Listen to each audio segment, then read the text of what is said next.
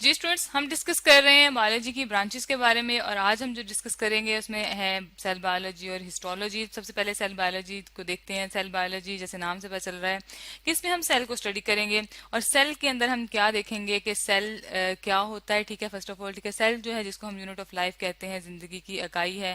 सबसे पहले जो है सेल जो है दुनिया में बना था, जिससे लाइफ स्टार्ट हुई थी। ठीक है, यूनिट ऑफ लाइफ हम इसे कहते हैं। ठीक है, हम करेंगे क्या, सेल का स्ट्रक्चर देखेंगे कि कैसा बना हुआ है। ठीक है, और सेल काम क्या करता है। ठीक है, जब सेल जो है आपस में, सेल के तमाम ऑर्गेनेलिज मिलके कुछ फंक्शन परफॉर्म करते हैं तो इनके क्या फंक्शंस हैं। ठीक है, वो सारे और उन ऑर्गेनेलिज के फंक्शंस भी हम इसमें स्टडी करेंगे। ठीक है, स्ट्रक्चर हो गया, उसके बाद हमारे पास क्या आ जाएगा, फंक्शन। ठीक है, स्ट्रक्चर और फंक्शन दोनों हम देखेंगे। ठीक है, अब हमें पता है कि सेल जो होता है वो बना होता है किन चीजों से, सेल बना होता है ऑर्गेनेलिज से मिलके। ठीक है, जो सेल के छोटे छोटे पार्ट्स होते हैं उनको हम ऑर्गेनेलिज कहते हैं। जिस तरह हमारे हमारे सेल के जो हमारी बॉडी के जो पार्ट्स हैं वो हैं ऑर्गन्स, इसी तरह सेल के जो पार्ट्स हैं उसको हम ऑर्गेनेली कहते हैं। ठीक है, तो हम एक डायग्राम ले आते हैं।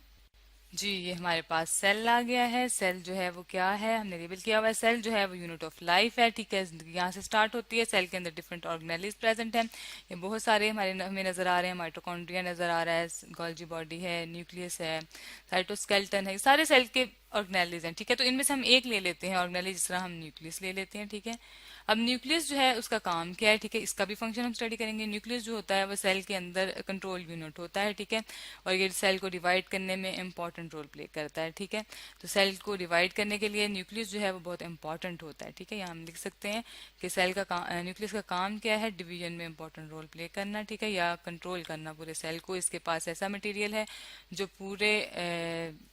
पूरे सेल को कंट्रोल करता है। ठीक है, डिवीजन में डिवाइड करता है। ठीक है, इसके अलावा क्या करता है, ये कंट्रोल करता है पूरे सेल के फंक्शन को। जो जो फंक्शन सेल के अंदर हो रहे हैं वो सारे परफॉर्म करता है, जो कंट्रोल करता है वो न्यूक्लियस करता है। ठीक है, ये इसका काम है। तो हम सेल बायोलॉजी पढ़ेंगे तो उसके अंदर स्ट्रक्चर और फंक्शंस पढ़ेंगे, सेल के भी और साथ साथ ऑर्गेनेलिज के भी। ठीक है, सेल और ऑर्गेनेलिज के जो फंक्शंस हैं उनका स्ट्रक्चर है वो सारा का सारा सेल बायोलॉजी में आएगा। इसके अलावा ये भी हम सेल डिवीजन भी स्टडी करते हैं कि जो स्टडी ऑफ सेल डिवीजन। ठीक है, कि कैसे सेल डिवाइड करता है, कि हमें पता है न्यूक्लियस जो है वो डिवाइड करता है। ठीक है, तो इस तरह हम स्टडी करेंगे सेल डिवीजन की। डिवाइड करके अपने जैसी कॉपीज बनाता है, उसको हम सेल डिवीजन कहते हैं। अपने जैसी एक और कॉपी बना ले, ठीक है, डुप्लीकेट बना ले, उसे सेल डिवीजन कहते हैं। तो सेल डिवीजन की स्टडी, सेल और ऑर्गेनेलिज के स्ट्रक्चर और फंक्शन की स्टडी, वो सारी हम किस में डिस्कस करते हैं, सेल बायोलॉजी में डिस्कस करते हैं।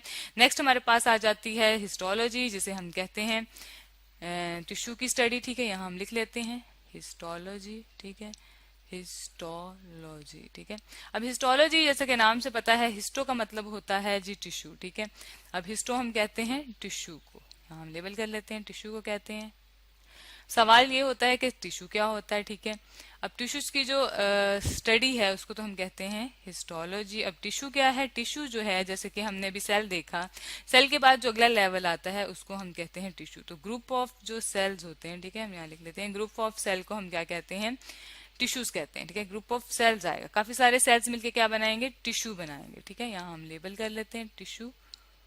ठीक है, अब जो ये टिश्यू है इसको स्टडी करना है। ठीक है, और सिर्फ स्टडी नहीं करना है, इसकी माइक्रोस्कोपिक स्टडी करनी है। ठीक है, अब हम यहाँ डायग्राम ले आते हैं, ये आपको नजर आ रही है डायग्राम। ठीक है, ये हमारे पास काफी सारे जो सेल है, एक इसका जो यूनिट है वो सेल है, ये सारे का सारा क्या है, टिश्यू है। ठीक है, अब ये जो टिश्यू है हमारे पास, इसका जो फंक्शन है, क्या काम है, ये हम सारी स्टडीज में करेंगे।